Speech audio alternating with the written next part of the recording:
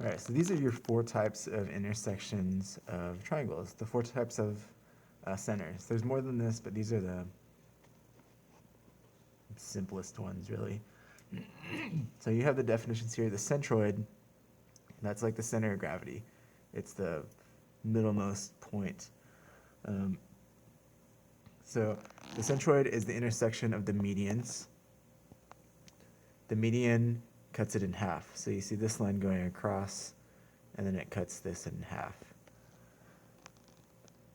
Same thing with the perpendicular bisector, except it's perpendicular. So these segments are congruent, but this line, instead of going for the median, that would go here. But that's not what we're talking about here. For the perpendicular bisector, it goes through here. The orthocenter is the intersection of the altitudes. So it's where the vertex meets the opposite side at a 90-degree angle. And then a bisector, angle bisector, is where this angle here gets split exactly in half. So that's that one. So I'm going to show you this 3 different ways. That was the first way. So if you get it, you're good. You don't need to go through the rest of this. But I'm going to show you 2 other ways on how to see what these things are. So the centroid is the intersection of the medians. So you have to split each of these in half. So the first one has been split in half already. This looks like the halfway point. So here is the next one. And then here's the halfway point. Then here is this one. So your centroid is this point right here. Right. These segments are congruent. And then these green segments also are congruent. Your circumcenter is the intersection of perpendicular bisectors. So it's the same concept of cutting this in half. So here's the middle point, but we want to do it perpendicular. So it'll look something like this, where it makes a right angle here. Again, these are congruent. And then let's do a blue one.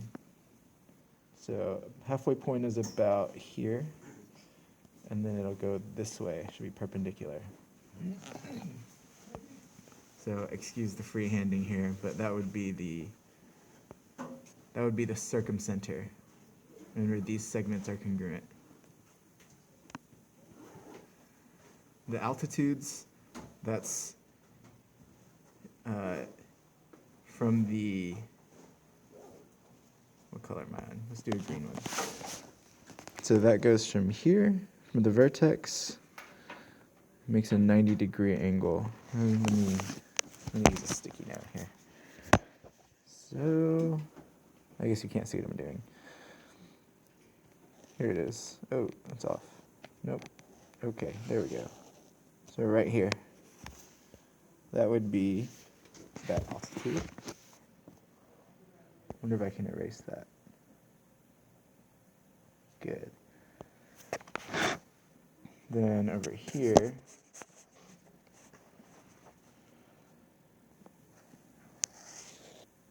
there we go. So that intersection is about here. Last one is the angle bisector.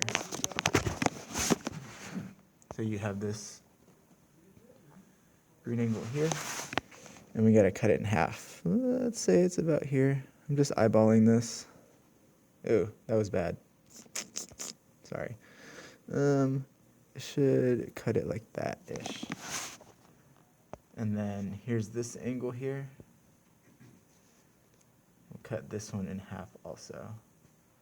So this is your angle bisector, and that's your intersection of the 3 things.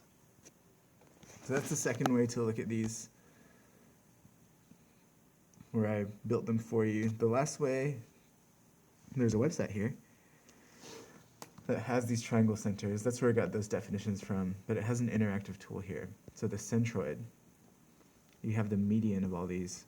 So you can kind of move this around and see how the centroid is affected. So these lines, the medians always stay in the middle. So that's how the centroid works. And then you can see these different ones here. The circumcenter. So now you have these lines intersecting. So right, this would be something like an equilateral triangle. But you see how that affects the circumcenter. So here's an acute triangle. Here's a right triangle. And then this is an obtuse triangle. So you kind of see how that affects the circumcenter. Right triangle is right on the edge, and then obtuse, it's out of it. Oh, no, man. That was sophomore year.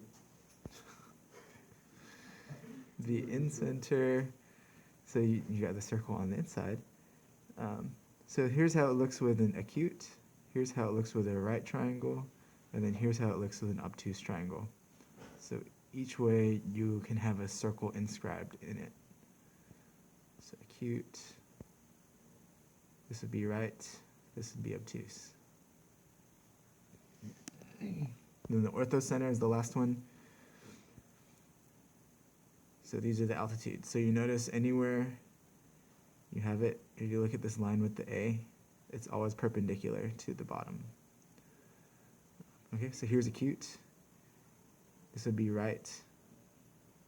And then this would be obtuse. So the obtuse one is kind of funny. It's way out here.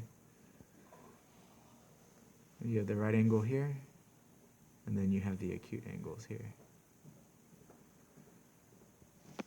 Okay, hopefully one of those ways worked for you.